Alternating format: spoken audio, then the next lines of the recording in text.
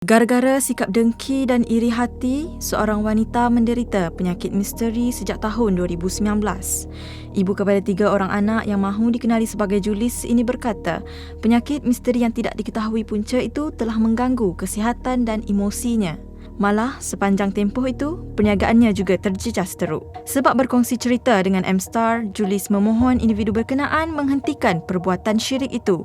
Dalam masa sama, dia juga bersedia memaafkan individu berkenaan. Okay, first masa tahun 2019 tu saya dah jadi busung di antara bulan 8 sampailah bulan 9. So dia punya rasa sakit tu, dia bukan every time akan naik perut kita tau. Macam dia ada masa-masa tertentu, kadang-kadang waktu asar sampai maghrib, kadang-kadang tengah malam. So daripada situ saya dah pergi hospital tak dapat detect sakit apa.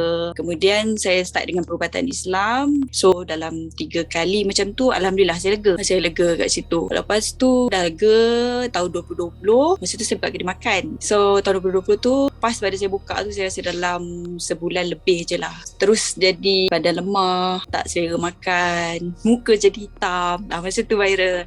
Tiba-tiba bila kita batuk muntah tu keluar darah, jadinya makan tak selera. So masa tu memang tahap paling teruk lah, 50-50. Alhamdulillah saya balik kampung sebulan lebih juga kena berubat. Dalam tempoh tu memang tempoh yang penting orang cakap kan, aku ni nak hidup lagi ke tak hidup lagi ke, berserah je lah. So alhamdulillah kuasa Allah, saya berubat, betul-betul berubat, lega. Lepas tu masuk tahun 2021 ni saya dah lega. Lepas tu viral, lepas viral tu memang saya lega betul-betul lah. Bulan 9 tahun lepas dekat kedai saya jumpa dalam bungkusan hitam lah. Masa tu pun saya ada update juga rasa kat TikTok. Satu bungkusan hitam berisi paku, ada macam batu-batu. Saya tak ingat paku tu pun dah berkarat. So daripada tu saya drag teruk dalam bisnes. Dia jadi macam badan lemah, tak boleh nak buat kerja, tak boleh nak fokus. So kalau dalam TikTok tu biasanya orang akan nampak saya hari-hari live. Hari-hari saya live dalam TikTok, dalam Shopee. So since daripada bulan 9 tu saya on off juga buat. Kiranya setiap bulan saya mesti kena pergi berubat. Kiranya saya dah buat schedule saya untuk kerja kan. Okey lah, set time semua nak kerja. Lepas tu tiba-tiba bila dah sakit drag lah. Jadi kita kena berubat, ambil masa beberapa hari. Bila kena pegang tu sakit, dah lepas kena pegang tu badan lemah, jadi tidur je. So business ni by online saya stop dulu. Kira kalau customer nak walk in, masuk je kedai. So saya takkan ada kat kedai. And then bulan 11, bulan 12 saya jadi balik busuk. Saya jadi balik perut buncit tu. Tapi saya tak boleh tunjuk dekat media. So kalau ikutkan dalam perubatan, bila kita tengah berubat, kita tak boleh show sebab takut keselamatan kita, takut orang yang buat kita duduk tengok-tengok kita kan.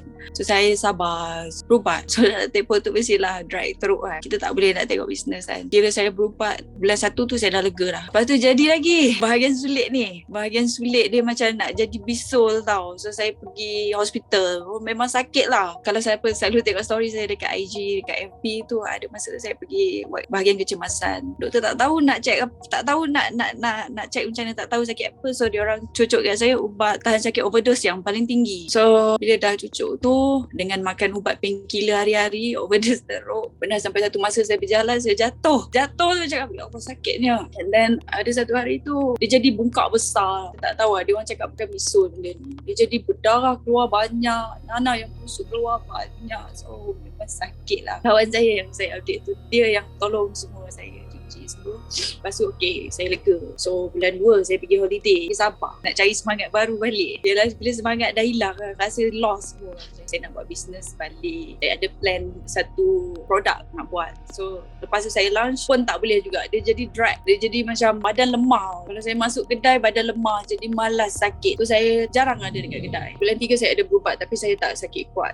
Saya jadi sebelum puasa tu seminggu jadi pening, tak boleh nak tidur. Jadi rasa macam tak boleh, terawang-awang, memang pening. Saya tak boleh nak buat apa-apa. Lepas tu saya berubat. Itu yang saya minta Ustaz Tafiz, tempat anak saya hantar tu, tolong buat solat hajat kat saya, doakan kesembuhan saya. Alhamdulillah 1 Ramadan saya balik Cameron, saya sihat. So saya pun buat bisnes balik macam biasa. Adalah juga online kat TikTok. Lepas raya saya ke KL. Macam biasa memang saya balik KL untuk ambil stok butik saya. Balik daripada KL tu yang saya sakit teruk. Dia jadi saya tak boleh nak bangun. Saya tak nak jumpa orang. Saya nangis. Tak tahu sebab dia apa. Badan lemah. Makan memang tak selera. Saya memang kalau orang tegur kenapa kurus. Memang saya tak selera nak makan langsung. Saya keluar daripada Cameron untuk berubat. So memang diorang cakap kalau saya jatuh ke apa-apa boleh jadi asbab saya lumpuh. Jadi badan kita jadi sakit pinggang. Saya tak tahu nak cakap. Dia sakit misteri ni lain tau. Dia ada part-part kan. Ada kita sakit. Ada masa-masa ada kita sakit. Masa-masa kepala pening. So memang tak boleh buat kerja lah. Orang nampak luaran dia okey. Tapi dalaman kita sakit. So saya tempoh saya berubat minggu juga dekat sana. Saya balik macam saya okey. Tapi dia orang cakap dengan saya tak boleh masuk kedai. Bang semua banyak orang hantar kat kedai mungkin degil lah masuk juga kedai. Masuk kedai ni saya rasa sekarang saya tunggu orang berubat. Bukan saya masuk dekat dalam TikTok ni orang kata nak buat marketing ke apa. Saya mengharapkan satu pengakhiran yang mana macam Ustaz Kazim. Mungkin ada orang-orang, yelah saya tak tahu siapa yang tak suka saya, siapa yang benci, saya tak tahu. Kali ni saya tak ada nak tuduh-tuduh siapa. Mungkin dia akan notice tengok, dia akan stop buat. Itu saja. Saya tak ada rasa iri hati orang. Tak ada rasa tu. Saya maafkan dia. Kena belajar maafkan. Bersihkan hati. Apa saja yang jadi pada saya ni, saya maafkan dengan tulus ikhlas saya. Panjang Puan menderita dengan penyakit misteri kan, siapa yang betul-betul memberi sokongan yang sangat kuat buat Puan, yang membuatkan Puan masih kuat sampai sekarang? Lipat touching adik saya lah, adik ipar kawan baik saya. So 3 orang ni, adik saya bila saya tak ada, dia kena jaga semua bisnes saya. Kawan saya, apa saja situasi saya, dia akan ada. Even saya kena pergi berubat sampai pukul 2-3 pagi, dia akan tunggu saya.